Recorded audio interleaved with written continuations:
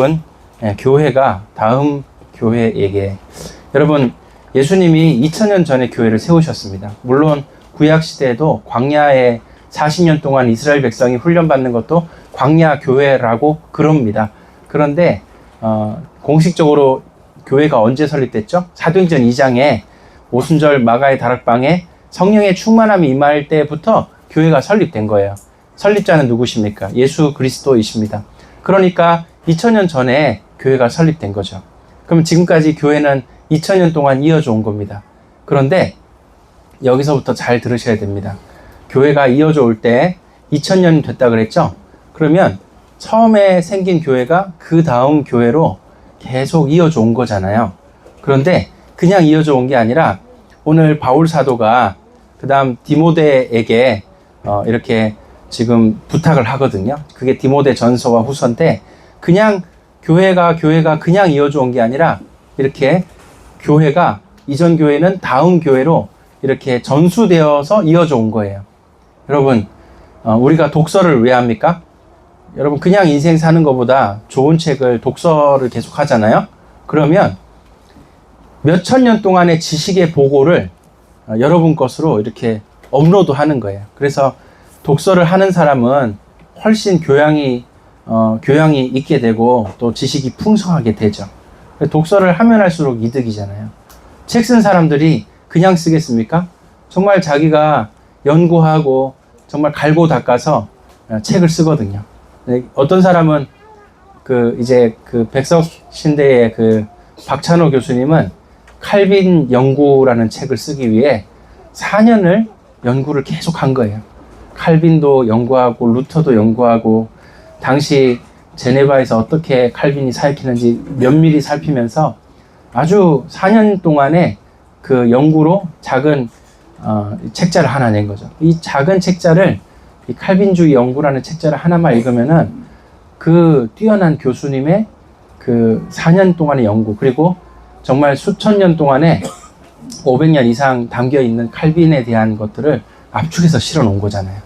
책 하나만 읽어도 거기서 참 많은 거를, 진짜 좋은 거, 얼마 안 하는데 정말 며칠 정말 읽는 바람에 그 좋은 것도 우리가 얻을 수 있지 않습니까? 책 읽는 것도 그러할진데 하물며 여러분, 교회가 그 다음 교회로 이어지는데 우리가 그냥 교회 설립된 게 아닙니다. 그 다음 교회로 이어져 왔기 때문에 우리도 그냥 우리 나름대로 어떻게 교회를 이렇게 사랑하고 교회를 섬길 게 아니라 예전에 어떻게 했는지를 빨리 습득을 하셔야 됩니다. 자, 그래서 오늘 이 디모데 전서와 후서는 소위 목회의 서신이라고 해요. 그 말인 즉슨 이런 겁니다. 바울이 디모데에게 뭐라고 편지했나 하면은, 야, 내가 목회해보니까 이렇더라. 그러니까 너는 이렇게 잘해라. 이런 내용인 거예요. 그 말은 뭡니까? 교회가 다음 교회로 넘어갈 때 이렇게 목회하고 이렇게 교회를 섬기면 교회가 든든하게 잘 서더라. 이걸 전수한 겁니다. 그래서 오늘 교회가 다음 교회로, 지금 바울이 이제 디모데를 세우면서 넘어가듯이 우리도 예전에 교회들은 어떻게 해왔는지를 정말 좀 생각하시면서 함께 말씀을 나누면 좋겠습니다. 제가 요즘에 읽고 있는 책이 있거든요. 그게 뭐냐면, 한 30년 전에 책이 써진 거는 이제 한 15년 전이죠. 그런데 한 30년 전부터, 40년 전부터, 아니 50년 전부터 정말 한국 교회를 위해 눈물로 기도하며 목회했던 분들이 자기가 어떻게 교회를 사랑했고 어떻게 목회했는지를 쓴 책이에요. 그래서 이제 지난주에는 오카는 목사님을 책에서 만났습니다. 그분이 한 20페이지 가까이 자기가 어떤 심정으로 교회를 사랑하고 섬기는지를 이렇게 신문 기자와 인터뷰한 형식으로 이렇게 아주 자세하게 써놨더라고요. 근데 그 책을 제가 구했어요. 그래서 책 제목이 두려운 하나님의 영광이에요. 그러니까 이 목회자는 두려운 마음으로 이 교회를 사랑해야 되더라고요. 그래서 책 제목이 그런데, 오카는 목사님은 어떻게 교회를 사랑하고 섬겼는지, 어떤 마음으로 했는지 잘 나와 있어요. 그래서 이제 지난주는 그분을 만났고, 또 이제 며칠 전에는 홍정길 목사님 만났어요. 홍정길 목사님도 이제 서울에 강남의 4대 교회 중에 하나였어요. 이제 그 교회를 뭐였더라? 하여튼 남서울교회 맞아요. 그 홍정길 목사님을 책에서 많이 깜짝 놀랐습니다. 제가 잘 몰랐는데 그분도 어떤 분이냐면은 이런 중심이더라고요. 자기의 기도 소리로 성도들 전부 자기의 중보 기도로 하루를 시작하게 해야 된다. 이게 그 홍정길 목사님의 신조더라고요.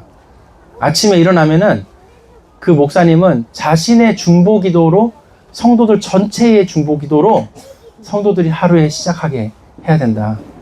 그게 목사의 도리 아닌가. 이런 이제 걸 써놨더라고요. 되게 참 가슴에 와닿더라고요. 그런 말은 제가 진짜 평생 잊어먹지 못할 것 같아요. 얼마나 참 홍정길 목사님 만나 뵀는데 얼마나 은혜로운지 몰라요. 이렇듯이 교회는 한국 교회만 해도 120년 이상 지금 이어져 왔습니다. 그런데 그동안 시행착오도 많았고 좋은 거 많았겠죠. 근데 그것들을 전수 받아서 교회들이 이제 지금 든든히 세워져 나가는 거예요. 근데 우리 교회가 지금 교회 어제 설립 예배 드렸는데 우리 교회가 그냥 독자적으로 나는 지금까지 이렇게 했으니까 이렇게 하면 돼. 우리 성도들도 마찬가지예요. 나는 지금까지 뭐 이렇게 신앙생활 했으니까 그냥 이렇게 신앙생활 하면 되겠지. 이게 아니라 교회가 그동안 전수해온 그 신앙의 그 시행착오로 쌓아놓은 것들을 여러분들이 잘 이해를 하고 그럼 나는 어떻게 신앙생활 할지 그리고 우리는 어떻게 교회를 섬길지를 새로 잘 알아보자는 거예요. 이해되십니까? 그런 얘기로 오늘 말씀의 제목은 교회가 교회에게 교회가 다음 교회에게 이렇게 한다는 거예요. 그래서 디모데 전서와 디모데 후서는 신앙생활을 어떻게 하면 잘하는지가 또 교회를 어떻게 사랑하고 섬길지가 아주 잘 나와 있는 첫 번째 전수 서신이다 이거예요. 자, 그러면 우리 디모데 전서 1장을 펴 보시겠습니다. 디모데 전서 1장에 보시면 여러분들이 이제 성경 통독하실 때 이제 읽어보시는 분들이 계시기 때문에 아주 간략하게만 소개하고 넘어갈 거예요. 여러분이 실제로 읽고 그것을 몇 번씩 읽어보실 때 이렇게 가슴에 딱 하나님이 남겨주신 것이 따로 있기 때문에 오늘 간략하게 디모데 전서를 오전에 말씀드리고 오후에는 디모데 후서를 말씀드릴 거예요. 이렇게 해서 오전 오후 메시지가 세트로 해가지고 이렇게 교회는 교회에게 이렇게 신앙을 전수해 왔고 이렇게 사역을 전수해 왔구나. 한국 교회도 그렇게 좋은 목사님들이 흘러오시면서 이렇게 그 다음 교회로 전수해 왔구나. 이런 것도 우리가 이해를 하셔야 되겠습니다. 자, 디모데 전서 1장에 보니까 1절, 2절은 이제 인사를 하고 3절에서 보니까 자, 내가 마게도냐로 갈 때에 너를 권하여 에베소에 머물라 했다. 지금 바울이 디모데에게 벌써 이 목회 사역을 맡긴 거예요. 어디? 에베소 교회에. 디모데를 에베소 교회에 맡아달라고 예전에 했대요. 그래서 지금 디모데는 에베소 교회를 사역하고 있는 거예요. 에베소는 소아시아의 아주 큰 도시잖아요. 거기 사역을 하는 거예요. 이렇게 이미 말했기 때문에 바울은 이제 자기가 여러분 디모데 전후서는 바울 사도가 노년에 쓴 거 아시죠? 그러니까 바울은 자기의 평생을 녹여서 정말 엑기스로 꼭 전달해야 될 정말 중요한 것들을 여기 디모데 전후서 그리고 디도서에 기록을 한 것입니다. 그래서 전수를 하는데 첫 마디가 뭡니까? 지금 너가 에베소에 지금 사역을 하고 있다. 근데 첫 마디가 4절이에요. 거기에 보면 자꾸만 본질을 놓치고 신어와 끝없는 족보 뭐 이상한 말들 이런 거 자꾸만 들어오는데 그런 데에 속지 말라는 거예요. 그래서 이런 변론을 내는 거 이런 것들은 좋지 않고 자 5절에 너는 청결한 마음과 선한 양심 거짓 없는 믿음에서 이 사랑이 나와야 된다. 이렇게 얘기를 하면서 지금 이제 사도 바울이 지금 아주 중요한 핵심을 전달하는 거죠. 여러분 신약 성경을 읽으실 때 특히 서신서 읽으실 때 바울 서신이 14권 있지 않습니까? 그러니까 다 그 말이 그 말 같고 비슷비슷한 한 말 같아요. 근데 여러분 지금 이 바울은 그냥 뭐 은혜로운 말 비슷한 말 그냥 여기저기 써놓은 게 아니에요. 좀 굉장한 의도를 가지고 이렇게 기록을 한 거라는 걸 여러분 이해를 하셔야 되는데, 먼저 이 1장에 여기 3절부터 11절까지는 이렇게 이해하시면 됩니다. 바울이 디모데에게 지금 교회를 맡긴 거예요. 교회를 맡겨서 일단은 가장 먼저 하고 싶은 말이 뭐였느냐를 주목하셔야 돼요. 여러분이 만약에 어떤 전공자야. 근데 그걸 일을 해보니까 이렇다. 근데 그 후임자에게 인수인계할 때 가장 먼저 하는 말이 의미가 있을 거 아니에요. 야, 이거 일을 해보니까 이렇던데, 당신 이렇게 하시오. 이렇게 의미 있는 말을 할 거 아니에요. 여기 지금 1장이 그것입니다. 1장에 보니까 그 청결한 마음이 지금 교회를 사랑하고 사역하는데 중요한 거예요. 우리가 어떤 다른 계산하거나 다른 어떤 뭐 2가지 3가지 단계로 뭐 이렇게 혼자 복잡하게 생각하거나 마음이 복잡하게 뭐 내가 이렇게 말하면 교회 뭐 저 사람이 이렇게 이해하게 이런 거 말고 청결한 마음, 이게 중요하다는 거예요. 근데 이런 말들이 그 뒤에도 계속 나옵니다. 지금 교회를 사랑하고 섬기는 데 있어서 아주 중요한 얘기들을 지금 얘기하는데 선한 양심이 중요하다는 거예요. 그래서 청결한 마음으로 너가 사역을 해야 이 교회가 잘 되더라. 하나님의 성령이 그때 부으시더라, 역사하시더라, 이런 얘기를 하는 거예요. 그 다음에 선한 양심을 가지고 해야 되지, 다른 목적과 다른 의도로 가지고 하면은 교회가 무너지고 붕괴되더라는 거예요. 그 다음에 거짓 없는 믿음. 지금 여기 청결하다, 또 거짓이 없다, 이런 것들을 보면은 어떤 뒤에서 속으로 계산하거나 이런 게 없어야 된다는 거예요. 목사가 자꾸 뒤에서 속으로 계산하면서 여러분들에게 전략적으로 막 이렇게 얘기하면은 여러분은 그런 목사를 만나고 싶겠습니까? 저 목사님은 결국에는 목적이 돈이야. 저 목사님은 결국에는 목적이 자기 가족이야. 뭐 이런 게 막 느껴지면은, 당장은 안 느껴지지. 한 10년쯤 지나니까 막 그게 올라와. 그러면 얼마나 그게 참 마음이 그렇습니까? 근데 그런 목사 되면 안 되거든요. 마찬가지입니다. 우리 성도들도 그런 성도 되면 안 돼. 그래서 청결한 마음과 거짓 없는 믿음이 바탕이 되고, 선한 양심으로 서로 사랑할 때 교회가 아주 은혜롭고 든든히 세워지더라. 이게 이제 사도 바울이 하는 얘기예요. 내가 목회해보니까 이렇더라.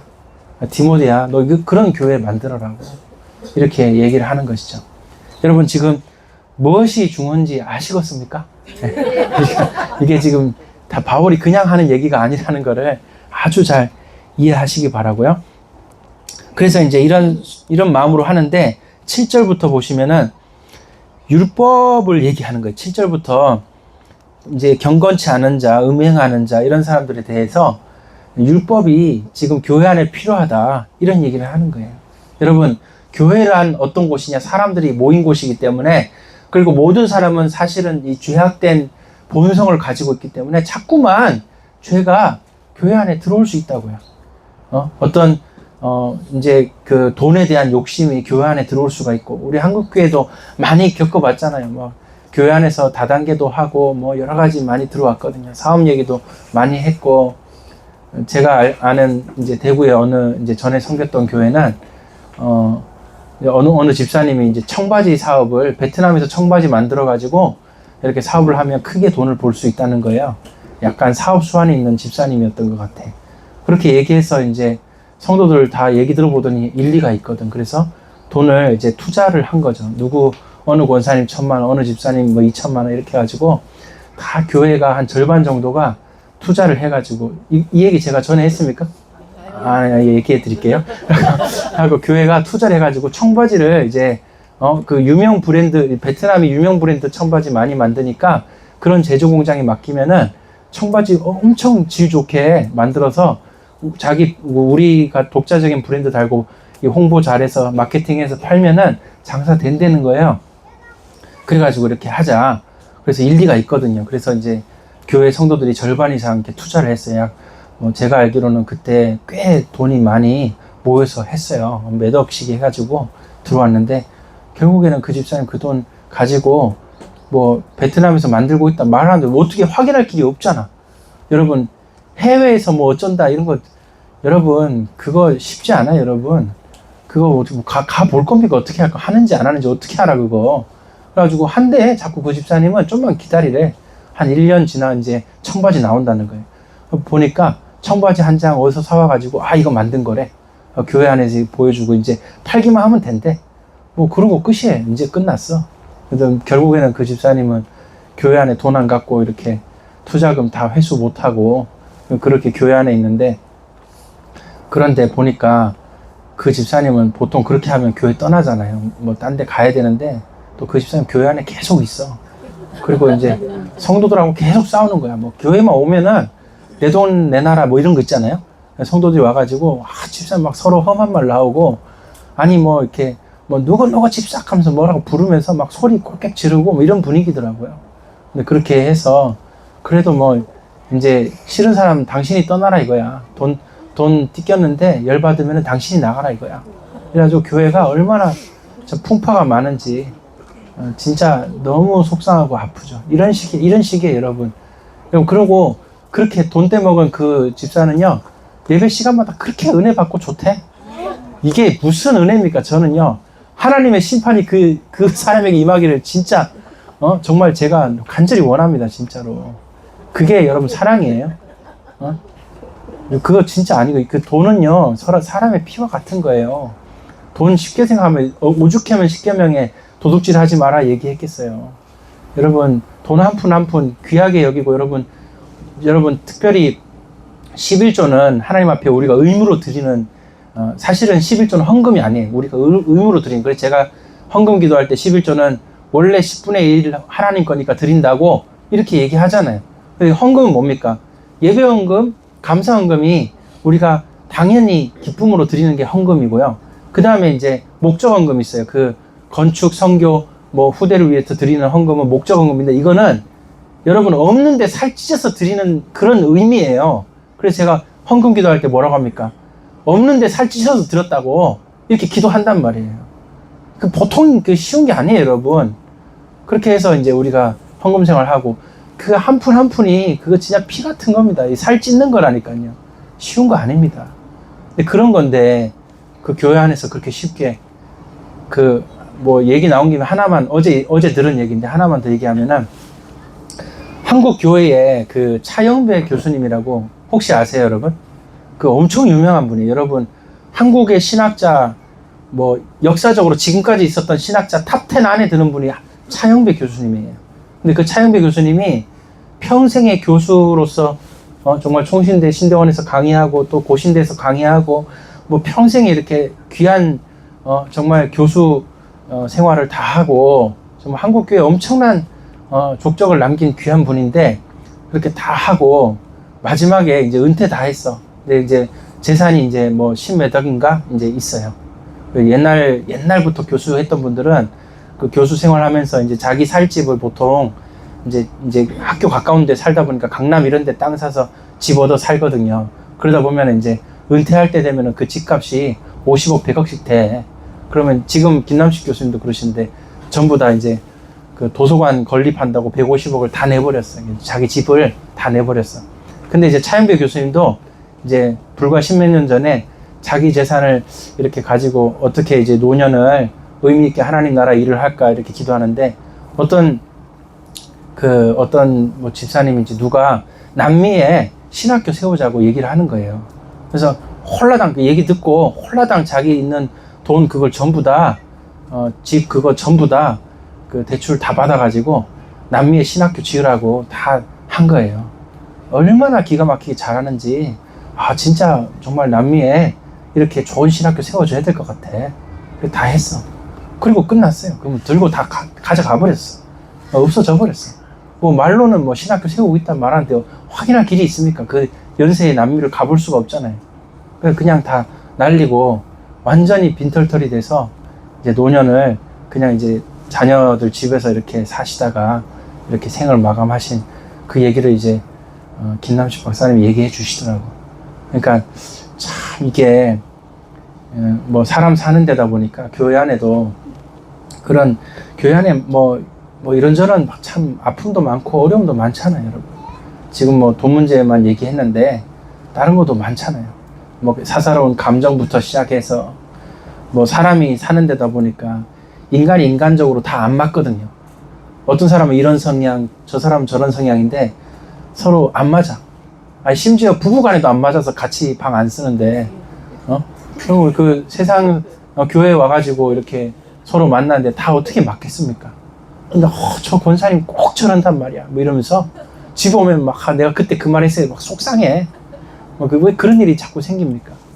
여러분, 지금 바울이 디모데에게 정말 교회가 다음 교회에게 이렇게 전수를 하는데 가장 먼저 얘기하는 게 뭡니까?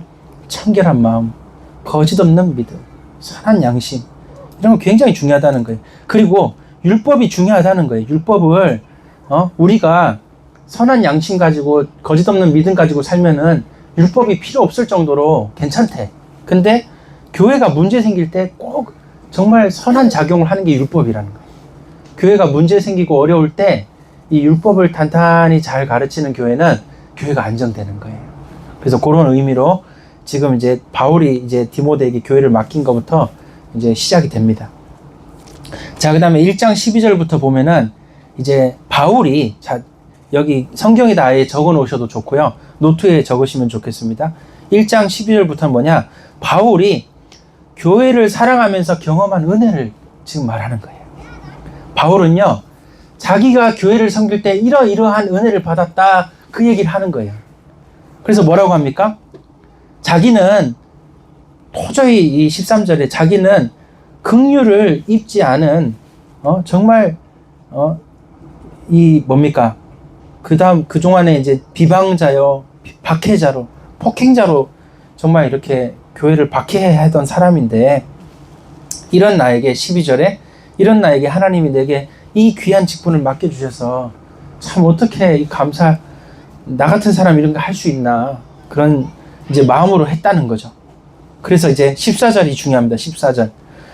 우리 주의 은혜가 예수 그리스도 안에 있는 믿음과 사랑과 함께 자신에게 넘치도록 풍성하게 임한 거예요. 이게 바로 바울 사도가 어떤 어려움도 뛰어넘고 교회를 사랑할 수 있었던 원동력이에요. 바울은 이런 은혜를 받았으니까 이걸로 교회를 정말 사랑하고 섬기고 했다는 거예요. 이게 바울이 경험한 얘기를 하는 겁니다. 이렇게 해서 자기가 죄인 중에 괴수인데 자기가 긍휼을 입었기 때문에 16절 얘기하고 있죠. 그래서 정말 17절, 이제 영원하신 왕 곧 썩지 아니하는 그 영원 무궁한 존귀와 영광을 바라보면서 자기가 평생을 이렇게 사역했다고 지금 간증을 하는 거예요. 참 얼마나 바울이 이런 심령으로 평생에 사랑하고 섬겼구나, 이런 것들 우리가 느낄 수 있습니다. 그러면서 다시 1장 19절에 다시 얘기합니다.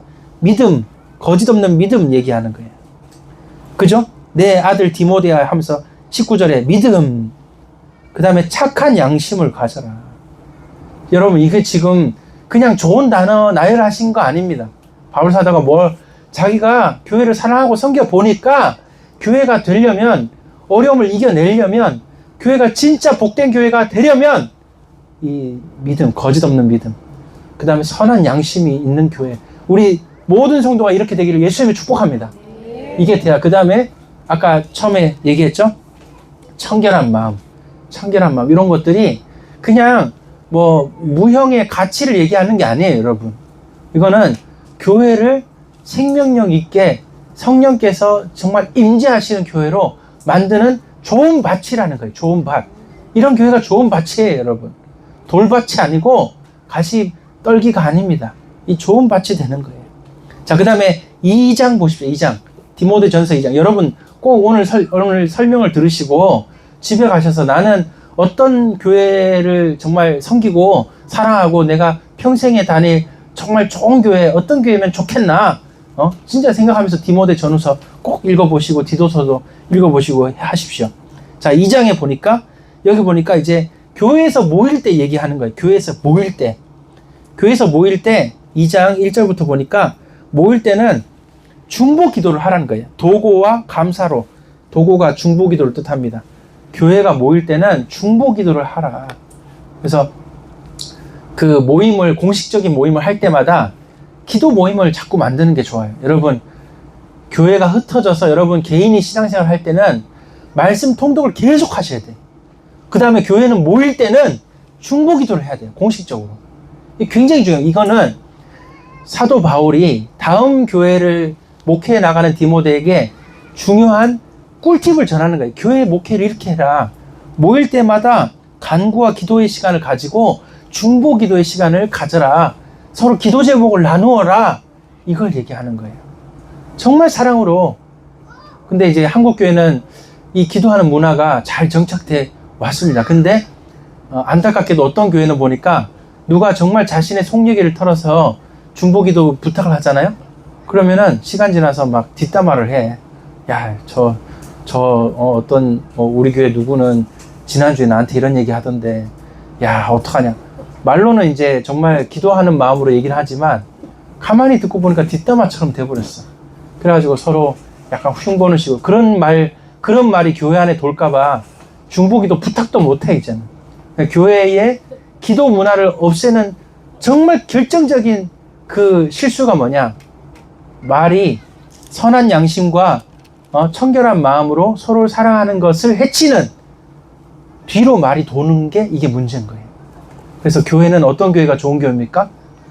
청결한 마음과 선한 양심과 거짓 없는 믿음으로 서로 사랑하면서 진짜 중보기도 하는 게 좋은 교회입니다. 그래서 모일 때 꿀팁은 중보기도 문화를 잘 살려나가야 돼요. 이게 우리 교회가 할 일입니다.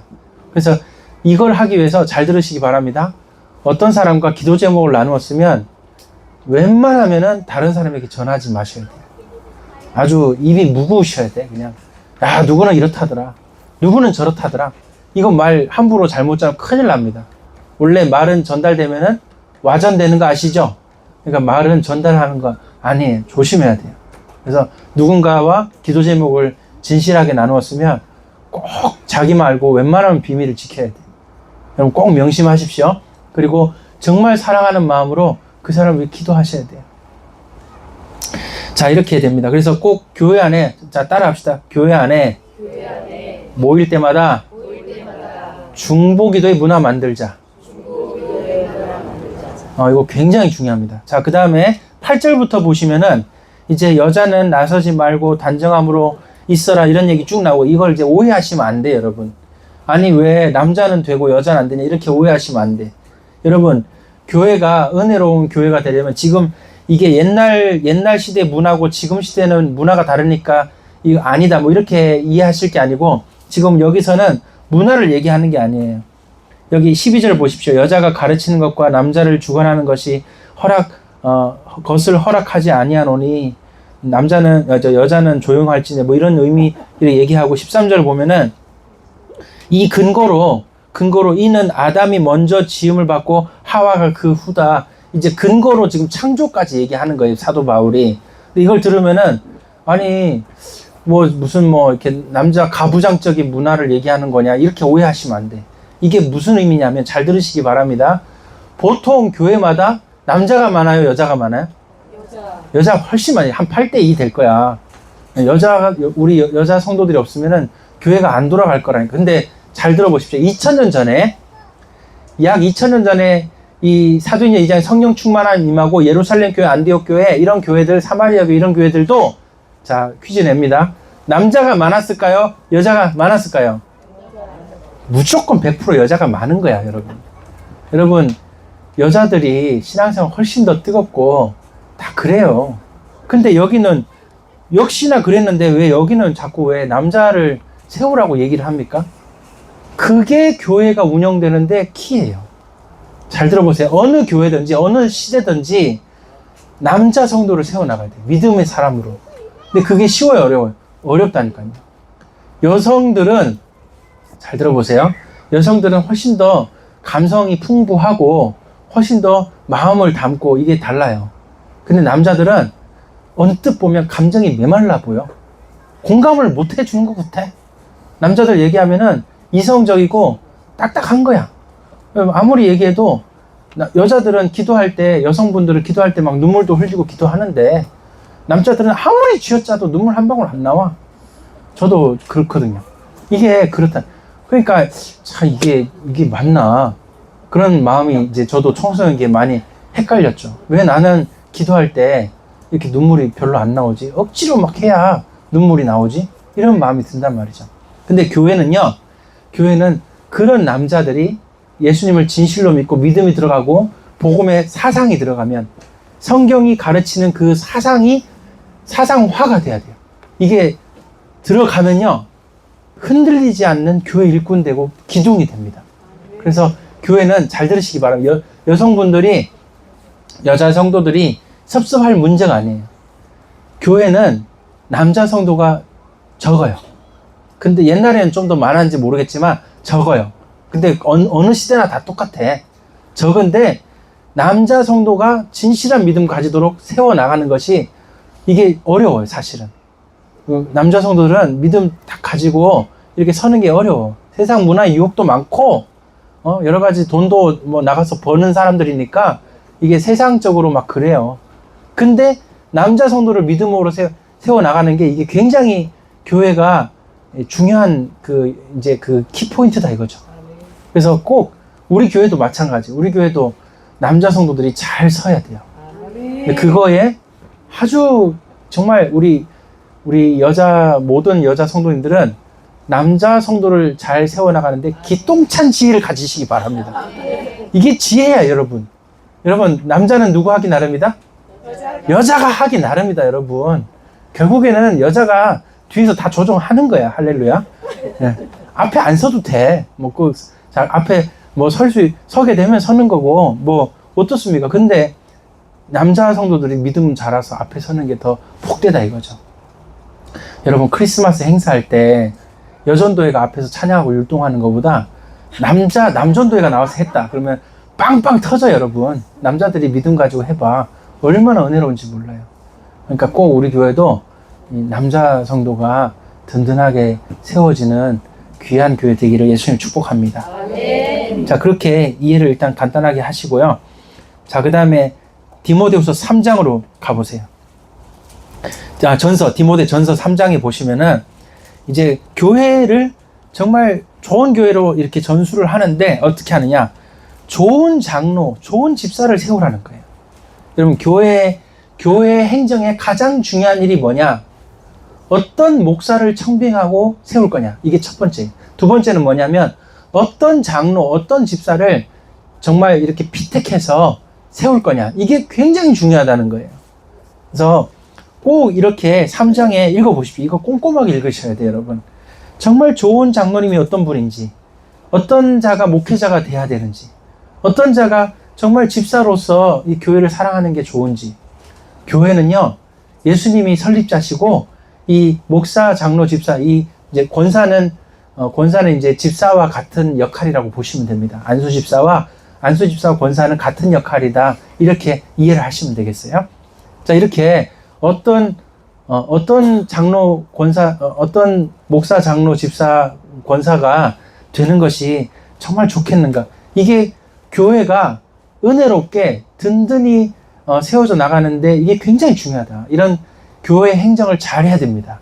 그래서 그 얘기가 이 3장 1절부터 13절까지 쭉 나오는 거예요. 그러면 이제 디모데 전서 3장 14절부터 뭡니까?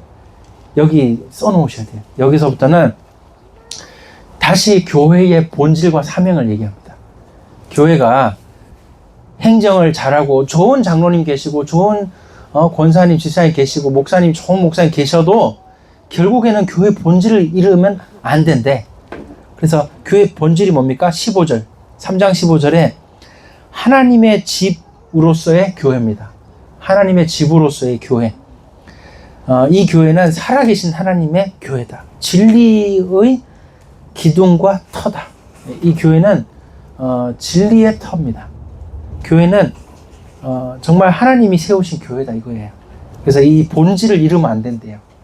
교회가 늘 은혜롭고 예배가 좋고 우리 교회는 정말 밥이 맛있어 이러면서 막 다 좋아. 근데 교회 본질을 잃으면 안 된대. 그래서 그 얘기가 디모데전서 3장 14절부터 16절까지다. 이렇게 이해하시면 됩니다. 그래서 교회의 본질을 잊으시면 안 돼. 지금 설명한 거를 잘 들으시고 이 디모데전서를 몇 번씩 읽어보셔야 돼요, 여러분. 자, 그럼 이제 디모데전서 4장으로 갑니다. 요 디모데전서 4장이 뭐냐? 교회 위기 시의 대처법이에요.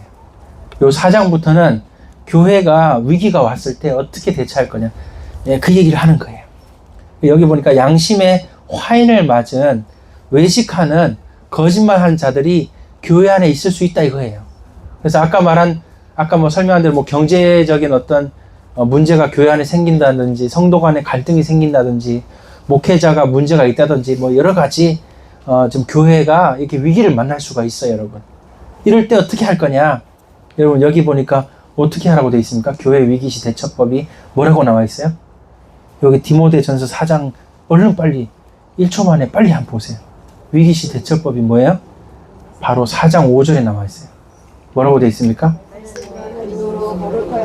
그렇죠. 교회가 위기가 올 때 특별히 말씀과 기도로 더 들어가는 시간을 만들어요. 그럴 때 교회가 위기를 이겨내는 거예요. 자, 다시 설명합니다. 교회는 어떤 위기를 만나든 어떤 어려움을 만나든 뭐 목사가 문제 있거나 장로가 문제 있거나 성도 갈등이 있거나 성도 간에 뭐 경제 문제가 생겼거나 뭐 교회 안에 무슨 헌금 횡령이 있었거나 뭐 이상한 누가 욕심 있는 자가 어떻게 교회를 이렇게 정말 밀가루로든 막 휘어져 가지고 막 교회 분란 다 일으켰거나 무슨 문제가 생기든 교회는 그 위기를 해결하려면 말씀과 기도로 들어가래요. 이게 교회의 거룩성을 지키고 다시 교회를 세우는 방법이라는 거죠. 여러분 아멘 하시기 바랍니다. 이게 지금 굉장히 중요한 얘기예요. 여기도 보니까 양심 없는 뭐 외식하는 거짓말하는 자들이 교회 안에서 뭐 음식 가지고 그거 먹으면 안 돼, 이거 먹으면 되고 뭐 이런 얘기를 하고 지금 이것도 어떤 사례 중에 하나예요. 혼인을 금한다. 막 교회 안에 이게 이제 아마 금욕주의 같아. 금욕주의가 교회 안에 들어와 버렸어. 당신 말이야 그렇게 생활하는 거는 그건 신앙생활이 아니야 막 비판을 해. 그러면서 막 금욕주의적으로 막 결혼하면 안 된대. 비혼주의 막 확산시키고 교회 안에. 그리고 막 어떤 세상적인 거 좀만 저기 하면은 뭐 안 된다는 거예요. 그래서 뭐 고기 먹지 말래. 뭐 이것도 안 돼 저것도 안 돼 막 그러는 거예요. 그러니까 그런 말 듣고 나면은 내가 신앙생활 잘못하고 있나? 교회 안에 막 다 혼란이 오고 지금 뭐 은혜가 안 돼. 예전에는 교회 와서 예배들이 막 은혜가 되고 그랬는데 교회 안에 막 이상한 일이 생기고 막 자꾸 이러다 보면은 교회 올 때마다 은혜가 안 되고 힘이 드는 거예요. 그때 어떻게 하라고요? 말씀과 기도로 들어가는 수밖에 없어요, 여러분. 그럴 때 교회가 위기를 넘깁니다. 다시 회복되는 거예요. 근데 여러분, 교회가 위기를 만날 때 제일 힘들 게 뭘까요? 1번, 목사 문제. 2번, 장로, 권사, 집사, 직분자 문제. 3번, 교인 갈등 문제. 4번, 기타 여러 가지 분란 문제. 몇 번이 제일 힘들 것 같아요? 네? 안 겪어보셨나봐? 몇 번이? 1번이 제일 문제가 힘든 거예요, 여러분. 앞에서 목사가 헛짓 해봐. 엄청나게 그거 힘들어. 진짜 힘든 거예요. 그 여러분, 제가 헛짓 안 해야 돼요. 이거 저는 할렐루야. 저는요, 진짜 그 어릴 때부터 모태신앙이고 교회에서 맨날 자고 일어나고 맨날 살았어요. 교회에 얼마나 귀한지 너무 잘 알아요. 저는 교회를 든든히 세우는데 정말 제 평생을 드려야 되고 이런 마음을 갖고 있는데 혹여나 제가 실수할까봐 너무 조심하는 사람이에요, 여러분. 진짜 저는 진짜 그게 정말 그게 마음에 있어요. 여러분이 얼마나 귀한 성도고 교회인데 제가 헛짓하면 안 되잖아요. 그러니까 정신 바짝 차리고 마지막에 그 옥하는 목사님, 홍정길 목사님 이런 분들한테 막 멘토로 그런 책 막 읽어가지고 야 진짜 좋은 목사님도 이렇게 사역하셨네. 지지난주에는 저기 정필도 목사님도 만났어. 책으로. 얼마나 기가 막힌지 몰라. 깜짝 놀래요, 여러분. 홍정길 목사님 교회 한 개만 더 얘기해 볼까요? 거기는요, 대예배 때 장애 가지신 그 분들이 막 이렇게 휠체어 타고 많이 계셔요. 거기는 그 아예 예배 시간에 그 장애 있는 분들이 마음껏 교회 와야 된다는 주의야. 그래서 교회 예배 시간에 막 자폐 아동이 막 뛰어다니고 난리예요, 여러분. 주일 대예배 때 그런 분들 막 자폐 아동이 막 뛰어다니고 이러면 얼마나 예배 힘들겠어요. 근데 거기는 그런 사람도 막 몇십 명 돼. 예배 시간에 막 그렇게 하는 사람 막 몇십 명 돼. 뭐 마비가 있으시고 휠체어 타고 뭐 그다음에 자폐에다가 뭐 여러 가지 정신이 좀 온전치 않은 분들도 막 계셔. 그런 가족들도 본당에 다 와서 예배 드려. 얼마나 예배 시간에 막 이렇게 집중이 안 되고 혼란하겠어요. 근데 그거를 계속 그 홍정길 목사님 주장해가지고 한국교회에서 유일하게 그 교회만 대예배 시간에 그렇게 이제 장애 가지신 분들이 예배 시간 많다는 거예요. 근데 예배가 막 여기저기서 막 빽빽 소리 나고 막 그렇죠. 근데도 그게 이제는 당연한, 그것 때문에 그거 싫어가지고 교회 떠난 사람도 많았대. 근데 그게 당연한 줄로 알고 이제는 그 홍정길 목사님 교회는, 남서울 은혜교회는 그렇게 예배 드리는 게 이제 당연한 전통인 줄 알아요. 그래서 예배 시간에 장애 가지신 분들도 마음껏 본당으로 오라 이거야. 뭐 한두 명 그러면 전부 그 눈총 가죠. 근데 여러분 한 열댓 명이 그렇게 깨끗거리면요 별로 신경도 안 써요. 여러분 그냥 그런가 보다. 그리고 그냥 예배 드린대. 그리고 그 교회는 그게 전통이래요. 신기하죠? 여러분 이게 어떻게 성도를 사랑하고 지역을 사랑하는지 그런 걸 뭔가 우리가 느끼지 않습니까? 자, 이제 시간이 많이 가는데 마무리를 해야 될 것 같아요. 자, 4장, 디모데전서 4장 6절부터 보시면은 여기 보니까 아까 쭉 얘기 보니까 목사 문제가 제일 교회가 힘들다 그랬죠. 네, 4장 6절부터 보시면은 교회 위기 시에 목회자가 바로 서는 게 가장 중요하다는 얘기를 하는 거예요. 여기 4장 6절부터예요. 목회자가 바로 서는 게 가장 중요해. 이거 정말 중요한 얘기입니다. 자, 그 다음에 5장 가보시죠. 디모데전서 5장. 자, 디모데전서 5장에 잘 들으시기 바랍니다. 디모데전서 5장에 제가 지금 설명을 다 못해 시간이 없어가지고 디모데전서 5장에 보면 이게 뭐냐면은 좋은 교회의 영적 분위기가 어떻다 이걸 설명한 거예요. 그래서 이런 영적 분위기를 만드는 게 굉장히 중요해요. 그래서 여기 보면은 그 디모데전서 5장 9절에 과부로 명부에 올릴 자는 나이가 60이 넘어야 된다. 그리고 이 믿음이 있고 덕망이 있어야 된다는 거예요. 근데 여기 보니까 명부에 올린다는 거예요. 명부에. 근데 과부라고 이제 남편이 먼저 소천하셨거나 뭐 과부인데 명부에 올린, 이게 무슨 말인가 이해를 당장 못 하실 텐데 잘 들어보시면은 이 2000년 전에도 교회를 운영할 때 교회 안에, 잘 들어보세요. 교회 안에 어려운 성도를 교회에서 지원금을 줬다는 거예요. 그 지원금 받는 명부야 이게. 근데 젊은 과부는 하지 말해. 그러니까 어려워도, 잘 들어보세요. 어렵고 안 어렵고가 지원금 주는 기준이 되지 말고, 여기 보니까 여기 쭉 설명을 여러분 보시면 돼요. 그 믿음이 있고 하나님 앞에 정말 신앙 가지고 하나님 사랑하며 기도하는 그런 이제 참 과부인 과부를 존대하라 이렇게 얘기하는데, 이게 어려워도 진짜 하나님 의지하고 이렇게 예배 시간을 소중히 여기고 이런 분들을 지원하라는 거예요. 그래서 어렵고 안 어렵고가 기준이 아니라 교회는 성도를 돌볼 때 교회 안에 어느 성도에게 구제비를 지출하여 그 생활을 지원할지, 매달 50만 원, 뭐 매달 40만 원, 50만 원, 매달 70만 원 이렇게 정해서 지원할지를 정하라는 거예요. 이렇게. 근데 보세요. 교회 안에 누구 지원금 주고 안 주고 하면은 말 나올 것 같아요? 안 나올 것 같아요? 나오겠죠. 근데 여러분, 옛날에 이렇게 했다니까, 2000년 전에. 근데 이렇게 하는데, 이때도 말 많이 나왔다고요. 그래서 젊은 과부를 이제 정해서 지원금 줬더니만은, 이게 막 나중에 이게 믿음을 저버렸대, 12절에. 처음 믿음을 저버리고 떠나가버려. 그 11절에 이 젊은 과부가 그리스도를 배반하고 딴 데 그냥 가버렸대. 그래서 이제 이런 문제가 생기고 하니까, 이게 어렵다고 다 지원해 줄 수는 없고, 이렇게 정해서 지원을 하기로 했으면은, 온 교회가 그걸 기쁘게 여겨야 된대요. 이런 얘기가 5장에 있어요, 여러분. 그러니까, 교회 안에 이제 성도들을 이렇게 잘 살펴서 지원금 주는 거는 교회 2000년 전통이에요, 여러분. 근데 지금 한국교회는 성도 누구 정해서 지원금 주는 거 잘 보기 힘들어요. 자꾸 말이 많아가지고. 근데 그래도 해야 돼. 그리고 말 많이 할 게 아니야, 여러분. 저 집사님은 어려워서 교회에서 지원금 받는다. 말할 게 아닙니다. 그냥 이런 것들을 정해서 하는 것이 이게 굉장히 덕스러운 일로 우리가 이해를 해야 되고 기쁘게 여겨야 돼요. 그래서 어려운 사람을 이렇게 돕는다.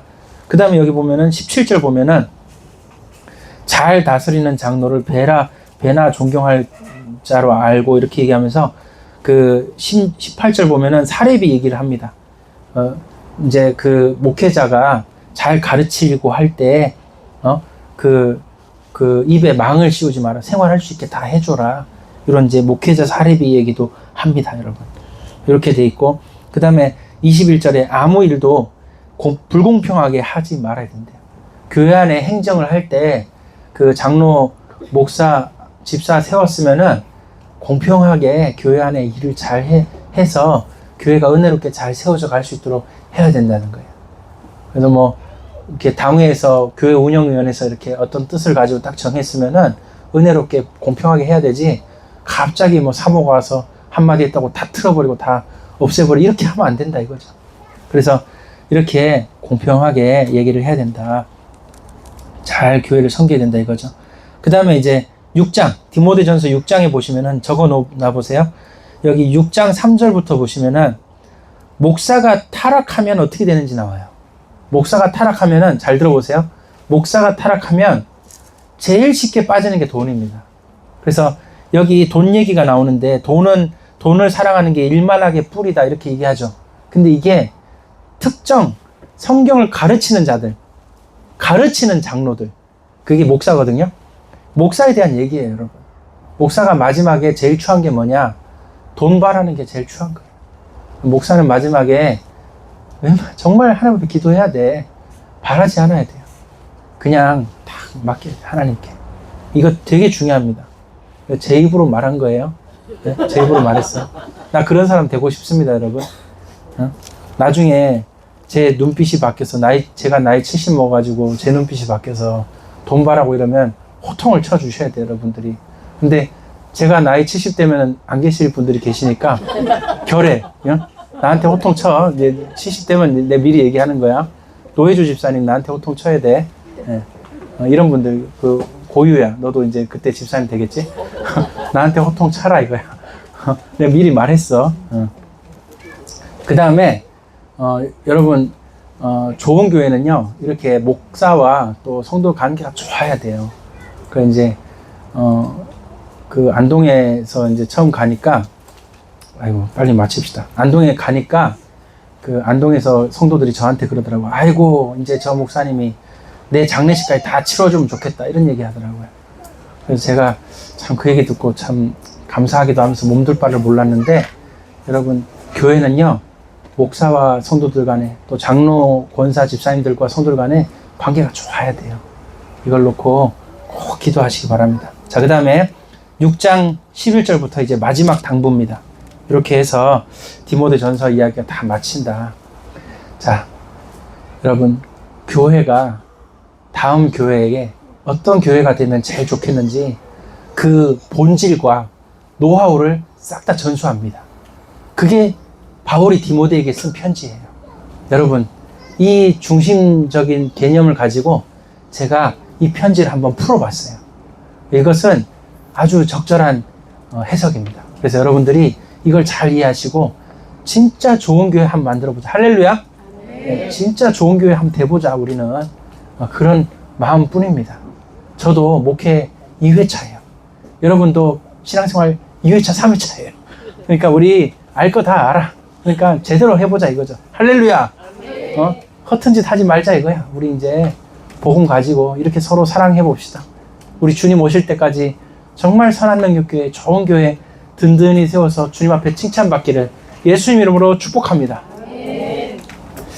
하나님 감사합니다. 귀한 은혜의 말씀 감사합니다. 우리 교회는 이렇게 좋은 교회로, 이렇게 선한 능력교회로 든든히 세워지게 하시고, 하나님 디모데 전후서에서 우리에게 가르치는 이 좋은 교회, 우리가 정말 그렇게 교회가 든든히 세워지는 일에 쓰임받도록 은혜 베풀어 주시옵소서. 감사드리며 예수님 이름으로 기도합니다.